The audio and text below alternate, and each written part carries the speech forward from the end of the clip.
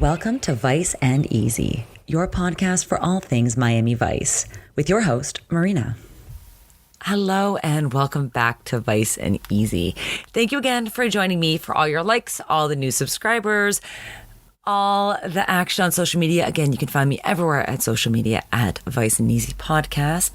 Thank you again for tuning in, for sharing, wonderful reviews, what have you. I appreciate it all. Now, let's break down this week's episode. I was initially very excited for this episode. Then I kind of forgot, oh yeah, Miami Vice doesn't always utilize its musician guest stars to the most of their ability, maybe because they can't act, who knows? Well, let's get into it with Leonard Cohen and this week's episode, Season 2, Episode 17, French Twist. Per IMDb, when a known terrorist comes to Miami, the team tries to find him, and an Interpol operative comes to assist them. Crockett is taken with her, but Tubbs thinks there's something odd about her. The cold open, which I will note is actually quite short for the length of cold opens that we've had recently. So we open on two things going on at once. We have a delivery truck pulling in that has Rapid painted along the side. Maybe that's the name, but it's the digital clock font. You'll know what I mean if you see it in the gallery. And then we also have a very pretty young girl taking pictures of her equally cute skateboarder boyfriend who seems to have a broken arm and a broken leg at the same time. Poor guy. You will notice her from Coming to America. And while she's taking pictures, she can also see this delivery going on in the back. The delivery, unfortunately, turns deadly. So whoever is picking up the package is making all these excuses as to why the doctor can't come. He's out golfing. He's the one who's going to sign for it. The delivery operator only knows that he has to get this person's signature. He doesn't know what's in it. However, unfortunately, it's too late. He gets stabbed and the assailant drives off with the truck. Not before our girl Cindy has taken a photo of it. I've got the proof. See, I told you it was a short cold open. And so we transitioned from the intro. We are on the way to Paris, France. Number one, this was not filmed in Paris. We do see a little bribe going on. I do like his assistants. Looks like a robin's egg blue, like their turquoise pumps that she's wearing. Her posture is horrible as she's walking over this dossier to him. Look at me using my high school French. This dossier that is also the same color, the same blue. And who is it but our guy, Leonard Cohen? Now, I really want to look up the estate that this was filmed because it's definitely Miami and it's beautiful. Beautiful estate that Leonard Cohen is at. And again, they really underutilized him. I have recorded both of his scenes. They are very short. And again, I'm not fluent in French despite my high school diploma. I don't even know how they put that on there. I guess because I just completed the courses. I'm like, it doesn't mean that I actually absorbed any information. But there was a mistranslation because they say that she has found Bandy, but he says on, and on is kind of like third person general, like on y va, like let's go, or means like one has. So, but I guess you'd say, I don't know. I should review my French before I go telling the multiple people who worked on this episode that they made a mistake. Here is Leonard Cohen in all his glory. Oui, c'est toi. On a trouvé Bandy aux États-Unis. Oui, elle a volé de morphine. J'imagine qu'il va le vendre. Il doit être assassiné. Tu vas à Miami maintenant? Oui, Miami. I recorded that with the subtitle. So basically, they have found Bandy in the States. He has stolen the morphine. They assume, he imagines that he's going to sell it. Whoever he's talking on the phone is going to go to Miami, kill him. Yes, they're going to Miami. There we go. Thank you very much, Ontario, or I guess to be more specific, the TDSB school board for my fluent French. If I'm chattier than usual, it's because I am hopped up on so many cold medicines to get rid of pink eye, which I came down with on Tuesday. So that's been a lot of fun. And I'm just trying to get on my system. I am so tired of this. Let's get back to the episode. So at the hospital, Crockett and Tubbs are notified that the driver has died from his injuries. The doctor does say he was a fighter.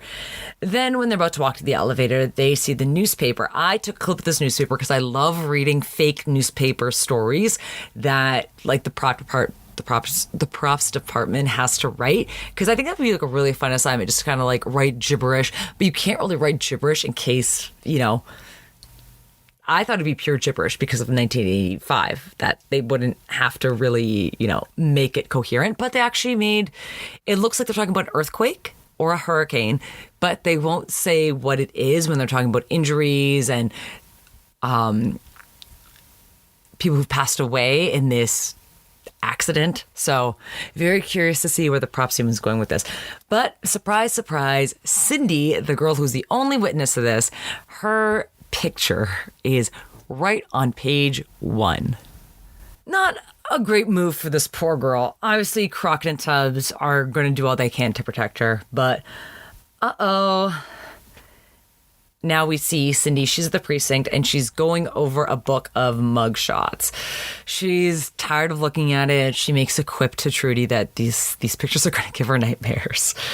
Then Castillo gets a little bit more into Bandy's history, who he is and who wants him. Canada had him, but they couldn't hold on. They want him back, alive. He's a material witness in a capital case. The man is a professional, proficient with all weapons, extortion, bombing hits. He'll do anything for money. We're gonna have to watch our witness. Set her up someplace safe. Interpol wants Bandy. They're sending someone to work with us. Inspector Daniel Heyer. Cut to the hotel where Crockett is awaiting Daniel's arrival. As he's sitting there reading the newspaper, Daniel looks a little bit different than he would have expected in this next clip. Hello, it's my Sonny Crockett. How nice for you. Detective Sonny Crockett. Look at that sparkling, warm French personality. The one thing about this episode is if all these people are French and it's in the 80s, none of them are smoking a cigarette. Now, I'm aware that Crockett smoked his last cigarette a few episodes ago, but did the network just kind of put a moratorium on smoking on primetime? Because I know now having a cigarette or smoking on screen could get you an R rating, or I guess like 18 plus. Sorry, those were our ratings growing up in Canada. We had 14 plus and 18 plus, I guess PG-13, and I guess MA. So those would be the qualifiers here in the States. But I know that was like our early 2000s, mid 2000s that they really put those censorship rules into place. So I don't know about the 80s, but I was like, I expected a lot more smoking in this episode with all these French people and all these French accents. But I digress. So while Crockett and Danielle are getting to know each other, Cindy, our witness, and Tubbs are playing poker, betting matches in this very minimally decorated but kind of cute safe house. And I say cute because I noticed the silk pink and blue cushions, and there's some really great aerial shots. I really like whoever directed this episode, or I guess the cinematographer, because they did the best with what they could. And there's some really cool action shots and just some really cool decor shots in the episode. Also, I'll talk about this a little bit later. Whoever was the location scout for this episode, A+ when we get to what I'm talking about. If you've watched this episode, you know exactly what I'm talking about. I'm talking about the elevator of my dreams. Let's digress a little bit. Also, what I love about Cindy is that she's just such a happy-go-lucky teenage girl. And I love it. And they don't try to make her anything else. And this is exactly how I would have acted if I were 17, 18-year-old witness who need to be locked down. And it's just adorable. Now, when Crockett brings Danielle to the safe house to introduce her to Tubbs, you know, a little bit surprised that Danielle is a woman. But Cindy tries to foreshadow something in this next clip. Smile. Souvenir for the happy couple. We'll see. Now, again, Cindy is also very much me as a teenage girl at this point, because Danielle's like, you have to tell me everything you know, everything you saw. And she's like, oh, whatever. I already told Crockett and Tubbs. I don't want to do it again. Like, yes, exactly. Like, why do I need to tell you all of this if it's already gone through the proper channels? Like, she's already stuck in a house. She can't do her fun teenage things. You know, she has stuff that she wants to go do. She has a beautiful boyfriend that she can't see. So I do like that she just kind of brushes her off. Now, Cindy is on the phone talking to one of her friends. She's talking on the phone from the Phil the Shill episode, that pink one that you can just kind of hang up flat, like it's curved in the middle. And I love this because it's exactly what I would have done at 17 years old. I'm not introducing you to them, Carol. They're too old and you're too young. No, I don't think Sonny or Rico are going to take you to the prom. Carol, shut up for a second. I'm gonna need your help. Yeah, so I don't know about you, but I do not keep in touch with the person I went to prom with. It was not a friend. It was kind of a rebound situation.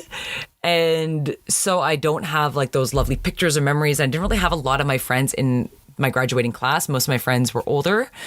So it wasn't like a great night for me where I'm gonna, like, the last time I'm gonna see all my friends. I had like 5 friends maybe in my graduating class.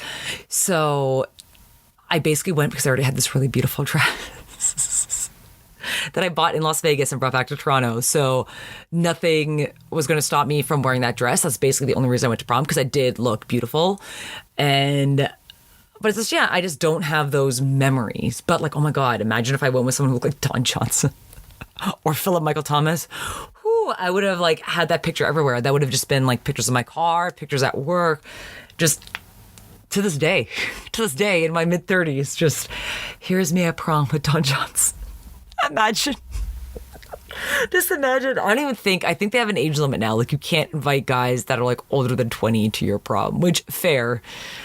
Because you should. But yes, that would have been the hypothetical dream, to go to the prom with Don Johnson or Philip Michael Thomas, or both. Oh, but aside from that, Cindy is complaining and basically comparing her and her boyfriend to Romeo and Juliet because they're separated. Tubbs opens up her camera and takes her film. Very interesting, I think, because he wants to get a little bit more intel on Daniel and Danielle. And basically, her plan is to sneak out of the safe house, go to the hospital, and hang out with her boyfriend. Because, duh, she's 17. I totally get that. Maybe she's 18, but I would totally do the same thing at that age. And I love her friend's car because it's a convertible with these big fuzzy dice. I used to have fuzzy dice in my car. I had them for years. However, I was told that you can't get ticketed for that because it's like it impairs your line of vision. But I do miss my fuzzy dice a lot. I had different kinds of fuzzy dice. Now I have very tiny little bejeweled dice that are not impeding my sight at all. And while Cindy is sneaking out to the hospital, Tubbs realizes that he's fallen asleep, hears the car in the driveway, wakes up, gets Switek, goes to the hospital, grabs Cindy. He is not happy at all. Basically grabs her, yanks her out of the room, and basically tells her, we are going to go straight from the exit to the van in one straight line. However, Cindy being Cindy, when they're walking to the van, Bandy is already on the roof with a sniper. Cindy is like, bye, David. She's like waving her arm. She's making it very obvious. I'm like, I get it. But she ends up getting shot in the arm. So unfortunately, that doesn't really look great for Tubbs, even though he did the best he could. Teenage girls will be teenage girls. Now at the precinct, Danielle is also not really impressed with Tubbs so far. Crockett, he's going to defend his partner. Cindy's going to be okay. Not if your partner continues to guard her.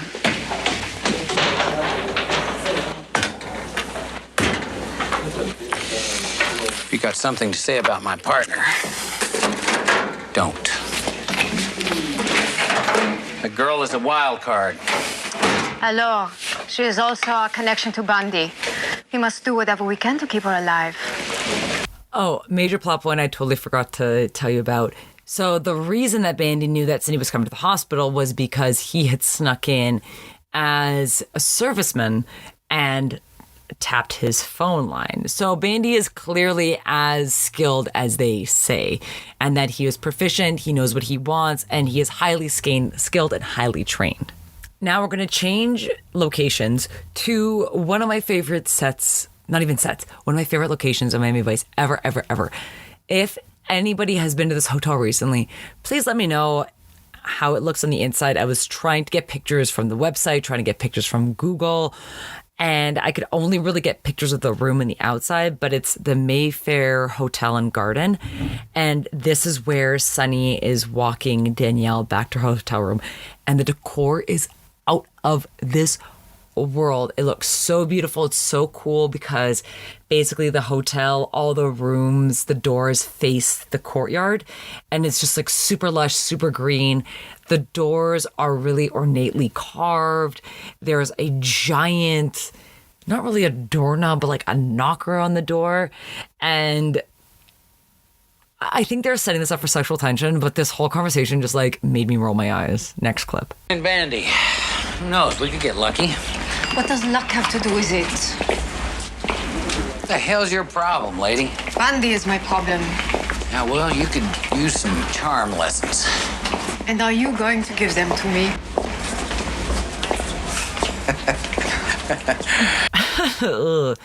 Not appealing at all. I don't see it at all. And also, the accent is so thick. And I get that you can be fluent in a language and still have a really thick accent. But then she'll like pop in French words here and there. And this actress is great. She's clearly not French at all. Leonard Cohen actually grew up in Montreal, so he is bilingual, even though he's Anglo. So it is kind of funny to like see that dichotomy, whereas like she's just like so en français and so thick, and he just sounds much more fluid and much more natural. Now they go a little bit back and forth. Basically, he's saying like, well, here in America, I don't know how you do things in France, but like we like to work as a team. Basically accusing her of not being a team player, being a little bit selfish, going after Bandy for her own reasons. Wink, wink, hint, hint. And he drops her off at the room. I guess they're trying to set this up for sexual tension, but I don't really see it. However, as Crockett is dropping her off, we hear the phone ring. He hears the phone ring as well. He doesn't really think anything of it. And as he walks off after having dropped her off at her hotel room, she doesn't open the door. She kind of waits for Crockett to leave. Then she goes in. Then we hear again from Mr. Leonard Cohen, aka Zolan. Hello? Oui, Daniel. Ça va, Daniel? Oui, ça va bien. Je n'ai pas pris soin de contrat. Ne m'abandonne pas. Oui. Okay, again, not fluent in French at all, but obviously I was reading the subtitles and he's like, hey, how are you, Danielle? You have not completed the wet work. I was like, what is wet work? But in French, it's like he says contrat or like contract, like basically hit. And it turns out that wet work is a euphemism for assassination, which I did not know. Kind of makes work because it is gross, wet work. Blech. And that is the end of Leonard Cohen. Thank you for being with us this episode. For someone who has such an important place in Canadian culture and just around the world, you had 3 lines of Miami Vice. But it's very cute. Apparently he did it because his son was a big fan. He wanted to surprise him. So I do think it's cute. It's a cute reason. Now, there was a tip, I'm saying this in quotation marks, to myself in the mirror in my vanity as I'm recording this, that Bandy is at the Blue Waters Hotel. Semi-abandoned hotel. When we saw it in the maze, it was completely abandoned. But in this episode, there are people living there. Danielle doesn't agree that it's a good idea. She thinks that it's a trap. However, the Vice Squad is going to go in and check this out. Castillo is pretty determined, whereas Danielle is saying, no, it's a trap. So again, kind of laying this out into like, what really is she coming to? But if she doesn't want to hurt Vice, where does she stand? Who is she? Tubbs is doing a little bit more research into her. So it turns out it is a setup. Before they actually get too far into the room, the booby trap goes off. Crockett discovers it, tells him it's a setup. Everybody jumps out of the way. Luckily, nobody is hurt, and the room blows up. However, you hear crying babies, and a guy comes out of his room to check what's going on, whereas wasn't this hotel completely abandoned a few episodes ago, and that was the whole point, is that it was full of squatters. But I digress. I don't think they actually named the hotel properly. I think they just said it was a building. I don't think they actually said it was the Blue Waters Hotel. So I guess I'm the one who's not paying attention to continuity. So that's me. Totally skipped ahead on my notes here. Sorry, I will also include there is a scene where Tubbs comes to visit Crockett, let him know that he's already been tapping Danielle's phone. And because he knows of Zolan, who's also listed as being part of Interpol, her story does kind of check out. But Crockett knows that Tubbs has his best interests at heart, and Tubbs is obviously going to get to the root of the matter. Then we're cutting back to, again, my favorite location, possibly Miami Vice ever up until this point, the Mayfair Hotel and Garden. I have included, and it's going to be all over my social media, I have included a GIF of the elevator coming down. Let me try to set this scene for you. You have bronze detailing on the staircase. Then you have rose gold bronze floors of the elevator. It's all glass. And then at the bottom of the elevator car are little triangles that are illuminated. Oh my God. And then the whole hotel, she's in the courtyard, Danielle's in the courtyard talking to two guys. And you just see this like beautiful, lush greenery everywhere at this dinner party that she's attending. She's talking to two guys, and Crockett, basically without a word, yanks her to talk with her upstairs. Let's all guess what's going to happen in this next clip. You haven't been telling me everything you know, have you? No game, straight talk. What the hell's going on?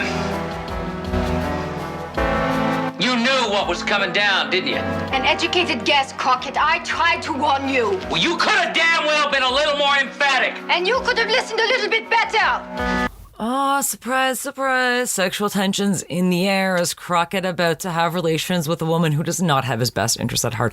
Also, where does Crockett... I really want to know the inner workings, the psychology in Crockett. Like, why is he attracted to these women that are kind of like boorish and rude to him and put his life in danger? Like, how do you go from Caroline to the woman in, I even forgot her name, Margaret? And I just don't get it. Like, he fumbled the bag on that one. Caroline is the best he's going to do. I know people are like all about standing him for Gina, but because I've been Gina, there's no way I'm supporting that relationship. Because I've been there. When you're a placeholder, it sucks. And nobody should be a placeholder. You should be wanted and loved by everybody in your life. Sorry, as I digress, let's get into a very cheesy 80s primetime sex scene. Maybe I'm not used to working as a team. Maybe you're not a team player.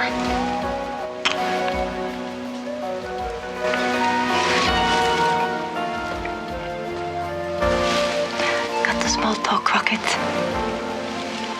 Surprise, surprise. Now, I took a pretty good GIF. I have a couple more. Maybe I'll like intersplice them into my social media. Yeah, it's a very cheesy sequence. Not as cheesy as the ones that Tubbs has had with Vanessa and with Angelina. Those are top tier. I think Tubbs gets definitely the cheesier edit, but this one's pretty cheesy. Also, I love her vanity. When she wakes up, she's in this multicolored silk robe, and it's like a black vanity with only 3 lights on the left-hand side. And while they're having a little post-coital talk, Tubbs calls. Not much information, just basically that he's been tapping her phone, that she's talking to Zolan, who also was listed as working for Interpol, yada, yada. Crockett just drops the phone out of his hand. He doesn't hang it up. And then she asks about Tubbs in a not so sincere way. How is your friend Tubbs? Tubbs is great. And she says friend. Tubbs is more than a friend. Tubbs is a very loyal partner. Tubbs is not just a friend. However, Tubbs is one of the best friends you could ever have. However, Tubbs and I have a lot in common because I would also do this. And I'm very good at basically creeping or stalking people on social media, as one might say. But I wish, oh my God, I'm thinking back. And again, I was just like really young and naive because, like, you know, when your girlfriends would tell you these stories of guys. And I remember this one story where basically someone I knew got a "I'm coming to you as a woman" message outlining that he had been cheating on her the whole time. Then I found someone's boyfriend on Tinder, screenshot it, sent it. More footage was found with her best friend, and they double down, both have children with those men. And so I totally sympathize with Tubbs because it's something I would do. But then it's like, yeah, like, what do you do in that situation? When it's like, cool, the person you knew and that you were digging up all this dirt on is now bonded to your friend for life. So wild. But to all the loyal boyfriends and all the lovely partners of my friends, I'm very thankful, because it is not great when it's on the other side. Now, Tubbs goes to Trudy. So Trudy had sent the photo of Danielle to police agencies, law enforcement agencies, what have you. But Tubbs has an idea to look her up as a criminal. Let's see what happens with that. I realize I've just been going through the plot the whole time that I haven't even talked about the outfit. So make sure you go check out the gallery, because I'm clearly not looking along at the gallery while I'm doing all this, because last week it wasn't working, but this week it is working perfectly, because now we're getting a little bit juicy. So remember those two guys that Danielle was talking to before Crockett yanked her away at the party? So Danielle goes to Castillo's office and she mentions her tip on the two buyers, the two guys that she was with, where she says that they're from her office in France. And he tells her to tell them about the tip before acting on it next time. Wink, wink. Now they're working with a guy, the buyer, and he's going to be on the phone talking to Bandy through a recorded line. So Bandy's going to call this recorded line at the precinct. And while they're talking on the phone, I must also notice that he is actually smoking inside, because you've got a pack of open cigarettes, a soft pack, a lighter, a phone, and a giant recorder next to it. And I love it. It's so 80s. I really wanted to make that the cover, but I was like, it doesn't really have anything to do with the plot. And it's like not as haha funny as I might think it is. But so at the same time that he's talking to Bandy, Tubbs has already gone to the hotel that Bandy's at. Asked the valet guy to make sure that his car is taken care of, and apparently asked the valet guy for a little bit of intel around Bandy. The valet guy, however, is loyal to Bandy, goes up to Bandy's room, knocks on the phone while he's on the call with this buyer. The valet says, "Hey, you told me to tell you if anyone was looking around for you. We have this guy who's looking around for you." Bandy gets nervous. Please remember that the phone is off the hook, so everything is recording. Bandy stabs the valet, takes the valet's clothes, and puts the valet's naked body in his bed.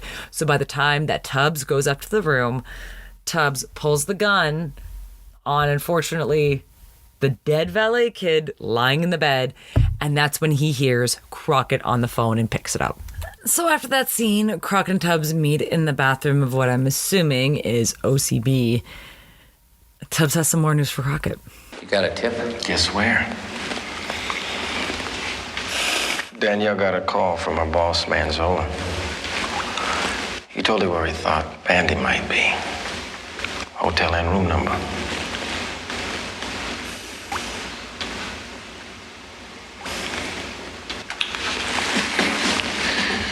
It's your call, man. So now we have a conflicted Crockett, looking incredibly handsome, by the way. He's in like a very light peach, unbuttoned Henley as always, short sleeve as always, with his double holster as always. There's also a great picture. Castillo, I didn't take a picture, but he was earlier wearing a skinny silver tie. Now just back to a regular skinny black tie. So Crockett's a little bit frustrated. He is gone fishing on his boat. Danielle comes to visit Crockett on the boat. Again, who is styling this woman? Because she's actually like very pretty and she has a great figure. And they're putting her in a lace purple top, lilac shawl, and bright royal purple pants. I can't. It's not that complicated, Crockett. You knew where he was and you didn't talk to us. You didn't talk to us. There's a difference. Besides, we had already agreed on a plan of action. We were letting Bundy come to us. This was your idea. Zolan did not tell me to go to the hotel to get Bundy. You did it. You almost got blown up. I didn't want you to get blown up, Crockett. I'm touched. I didn't want you to get blown up, Crockett. Oh my God, like those unintentionally great lines, those are the best. So, oh my God. So after they have that talk on the boat, he's still kind of feeling a little bit conflicted. He is drinking a beer, not straight whiskey for once, which is a little bit interesting. Then Danielle is having a bubble bath in an insanely decorated, because no, actually it's not. It's like just how the hotel built this bathroom. So we have black tile, raised bathtub, huge soaker tub, and then you have this giant mask on the wall, and then it's like a sliding glass door, but that's opaque or translucent, so you can't really see through it. Wild. It's a great scene, however. I think I made a GIF, or definitely took a picture.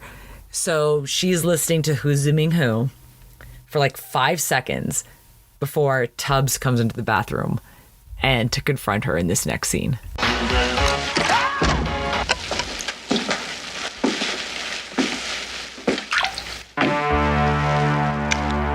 I was hoping you would be someone else.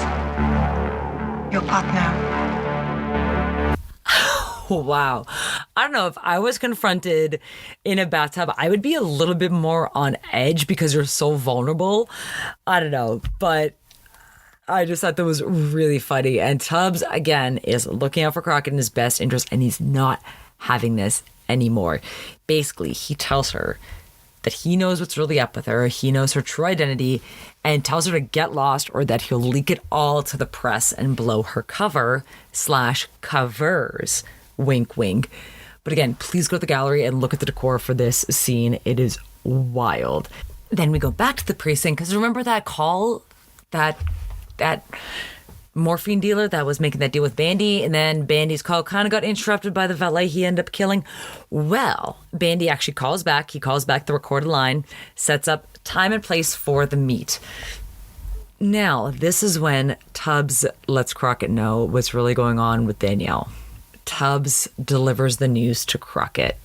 Crockett is actually looking quite colorful. He is in kind of like a light, very soft yellow, thin knit blazer, peach or coral colored pants, and a striped, I want to say it's just like a regular cotton and see-through, so it kind of looks like it's gray, but I think it's see-through, striped shirt when he gets the bad news. She's wanted? Terrorists. Remember the Greenpeace boat that got blown up in the New Zealand harbor last year? Yeah, Greenpeace wanted to stop French nuclear testing. Yeah. Somebody stopped Greenpeace real quick. One guy died in the explosion. Those two guys right there have been made for French spooks. Deuxième bureau. I figured Danielle was the same. Interesting. So Interpol is just her cover. Well, speaking of that deal's still going to go down. So we have the guy. He's actually quite handsome, and he's dressed in like really nice pastel colors. Like he looks very cute for this deal. Don't know who's trying to impress. We have the whole Vice Squad kind of going undercover, acting as lookouts. So we have Zito fishing, Gina as a bag lady with a very cute dog. And then we have Crockett in the colorful getup I just previously described, but he's hiding behind a pole. And so as the deal goes down between Bandy and our alleged morphine dealer, because who really knows what's truthful in Danielle's world, Bandy tries to flip the script. He pulls out a gun. Then at that time, Crockett comes to the rescue, pushes him out of the way as Bandy opens fire on Crockett and the morphine dealer and gets away. Now, we actually have kind of like a fun action scene where Bandy runs over a drawbridge, is able to hop over to the other side. So is Tubbs, Crockett, however, is a little bit behind them. So there's a great cut of him climbing up the underside of this drawbridge. Or not the underside, but like the top of the drawbridge, basically before it's becoming completely vertical. So I really got to give him credit because he's there to look out for Tubbs because there's no backup on the other side of that bridge. However, it's too late by the time that Tubbs is there. Danielle has already shot Bandy. Why'd you kill him? He had a big mouth. He did some work for us a few years ago. Ah, interesting. Now she knows that Tubbs knows who she really is, so she has nothing to hide.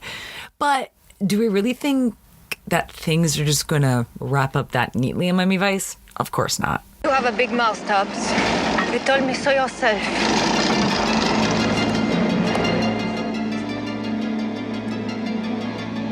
I'm going to leave this gun in Bandy's hand with one less bullet. I've got to get away clean. Oh no, quelle surprise. Well, of course she was going to kill Tubbs this whole time. He's the only one that would not let up and that would not buy her cover. Luckily, like I said, Crockett was climbing up the bridge. He makes it just in time. His arms and his head pop up, and luckily he shoots Danielle before she can shoot Tubbs. End of episode. I do like that at the end of this episode, it is solidified that Crockett and Tubbs will always have each other's backs. It's a classier way of saying bros before hoes. And let's break down the episode.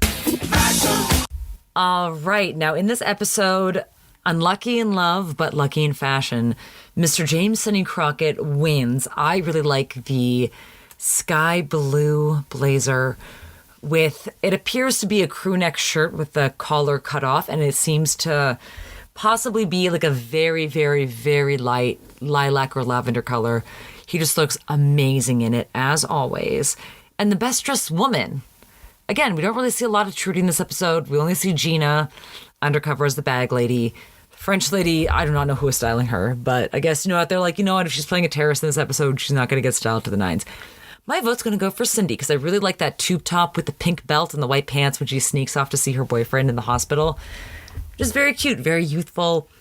It really fits in with who she is as a person. And I thought she just looked adorable. Worst dress. I do not think I mentioned this outfit while I was talking about the episode. It's so bad. And I'm trying to figure out what it is. So Danielle is wearing a boat neck, blue and white striped 3/4 length sleeve shirt with shoulder pads. That's totally fine. That's very apropos of the decade. But what she is wearing over top is a very sheer fabric bib. It kind of has the same texture. It appears to have the same texture as a toilet seat cover. I have no idea what's going on here. And I get that it's Miami. So why would you have an extra layer that doesn't provide you? I don't know. Like, I get it that, if she wants layers so she can take it off in case it gets hot. But there's no, I have no idea what this outfit is. And again, they did not style her well. I get that that's the whole point. The nicest look she had was the pink dress that's cinched in the waist when she's talking to Crockett in the hallway. And I get that she wasn't supposed to be an appealing character. She's only appealing to Crockett. And I don't know how someone that handsome makes such poor decisions, but James Sonny Crockett, just like us, right?